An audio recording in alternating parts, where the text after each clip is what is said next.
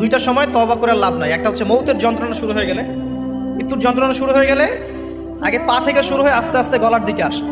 হাদিসে যেমনটা এসেছে, সূরা ওয়াকিয়ার মধ্যেও আছে যে পায়ের দিক থেকে যন্ত্রণা শুরু হয়ে আস্তে আস্তে আস্তে আস্তে এই গলার দিকে আসে, এবং আত্মাটা গলার এখানে যখন চলে আসে, এখান থেকে মালাকুল মউত আত্মাটাকে নিয়ে চলে যায় এবং চোখ দিয়ে তাকিয়ে থাকে মানুষ। রুহটা চলে গেলে মানুষ চোখ দিয়ে তাকিয়ে থাকে, দেখবেন এই কারণে মৃত ব্যক্তি তাকিয়ে থাকে, চোখ খোলা থাকে। এবং তখন আসমান থেকে সিঁড়ি নামিয়ে দেওয়া হয়, ওই সিঁড়িতে করে আত্মা চলে যাচ্ছে, ও তাকিয়ে দেখে যে আত্মা চলে যাচ্ছে।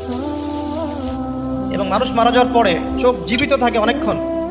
মেডিকেল সায়েন্স যারা পড়েছে তাদেরকে জিজ্ঞাসা করবে, মানুষ ডেড হয়ে গেলেও চোখ দেখবেন আরও কয়েক ঘন্টা, হয়তো আরও নির্দিষ্ট একটা সময় পর্যন্ত চোখটা কিন্তু জীবিত থাকে।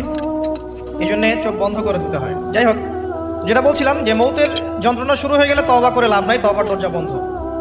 আর পশ্চিম দিক থেকে সূর্য উঠে গেলে তওবা করে লাভ নাই, তওবার দরজা বন্ধ।